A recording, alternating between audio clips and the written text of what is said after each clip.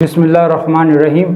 सैयदना करीमुन सल्लल्लाहु अलैहि वसल्लम। नाज़रीन, आज हम एक अहम मौजू पर गुफ्तगू कर रहे हैं कि परेशानियाँ कैसे दूर हों। नाज़रीन, पहले सबसे हम इसकी तारीफ़ करेंगे परेशानी होती क्या है। कि हमारी ख्वाहिश के से मुख्तलिफ कोई बात हो जाए तो परेशानी है। मसलन अगर हम जो ये चाहते हैं कि जी हमारी औलाद जो है फरमाबरदार हो, लेकिन औलाद नाफरमान निकल आती है, तो ऐसी सूरत में हमें परेशानी हो जाती है।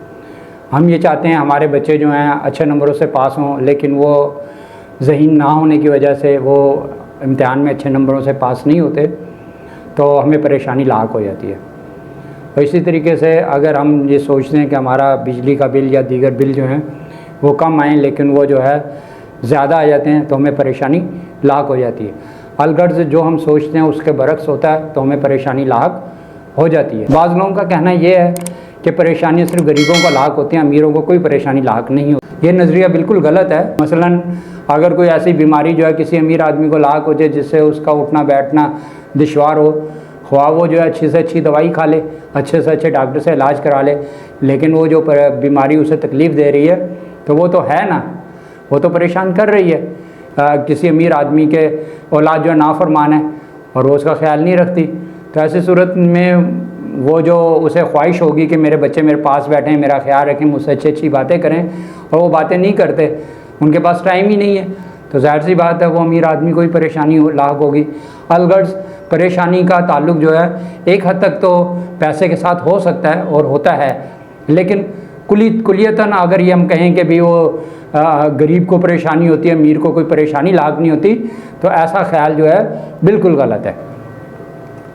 अब यह है कि परेशानी लाक हो गई, वो किसी सूरत में भी होगी, बीमारी की सूरत में हो गई, औलाद की नाफरमानी या घर वालों की नाफरमानी, या जो है अपने मुख्तलिफ मसाइल की वजह से परेशानी लाक हो गई, तो वो अब उससे दूर करने का क्या तरीक़ेकार है।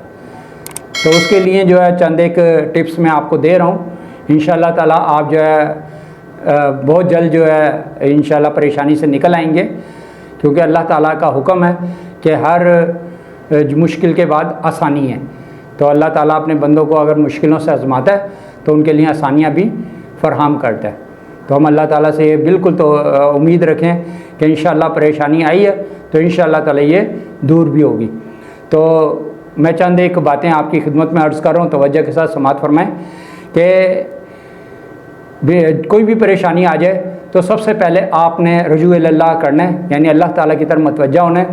अगर आप नमाज नहीं पढ़ते तो नमाज़ पढ़नी है, और अगर आप नमाजी हैं तो आपने अच्छे तरीके से नमाज़ पढ़नी है। अगर आप दुआ मांगते हैं लेकिन जो है बड़ी जल्दी जल्दी करके दुआ मांग लेते हैं, तो ऐसी सूरत में आपने जो है मतवज्जा होकर अल्लाह ताला से दुआ करनी है, गिड़गिड़ा के दुआएँ करनी है कि अल्लाह ताला आपकी ये परेशानी को दूर करे। फिर दूसरी बात जो है वो ये है कि आपने सब्र को इख्तियार करना है, क्योंकि अल्लाह ताला का हुक्म है कि नमाज और सब्र से मदद मांगो, तो लिहाजा सब्र को आपने इख्तियार करना है, और सब्र से ही बहुत सारे मसले हल हो जाते हैं, परेशानियां दूर हो जाया करती हैं।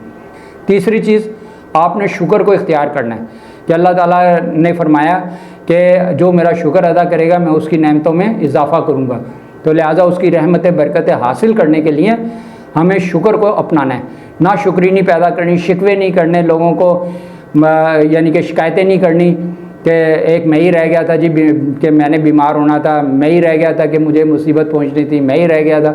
ऐसा नहीं करना, आपने बिल्कुल सब्र और शुक्र को इख्तियार करना है। तीसरी बात, तवक्कल अल्लाह, तो अल्लाह ताला पर तवक्कल करना है कि बीमारी अगर उसने दी है, उसने कोई मुश्किल हमें दी है, तो इंशाअल्लाह ताला दूर भी वही करेगा। उसी तरह से इंशाअल्लाह दूर करेगा कि जिस तरह से उसने हज़रत मूसा अलैहिस्सलाम के लिए दरिया में से रास्ता निकाला, उसने हज़रत यूनुस अलैहिस्सलाम को मछली के पेट से निकाल कर ज़िंदगी अता की, और उसी ने हज़रत अय्यूब अलैहिस्सलाम को बीमारी से शिफा अता फरमाई, और उसी ने प्यारे आका सल्लल्लाहु अलैहि वसल्लम के दुश्मनों को उनका दोस्त बना दिया, यानी उन्होंने इस्लाम कबूल कर लिया, जो इस्लाम के बड़े ही जानी दुश्मन थे। तो इस तरीके से हमने अल्लाह ताला पर तवक्कल रखना है कि इंशाअल्लाह अल्लाह ताला हमें इस मुश्किल से ज़रूर ब ज़रूर निकालेगा।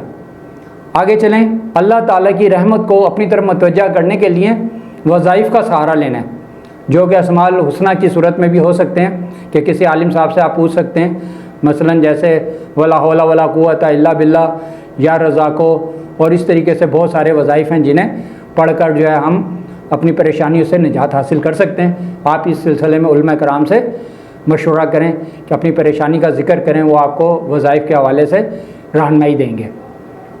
इसी तरीके से दरूद पाक जो है बहुत ही परेशानियों दूर करने का बहुत बड़ा सबब है कि आपकी परेशानियां दूर होती हैं, तो दरूद पाक की कसरत करें कि इससे अल्लाह ताला की रहमतें हासिल होती हैं, बरकतें हासिल होती हैं, गुनाहों की माफ़ियाँ मिलती हैं।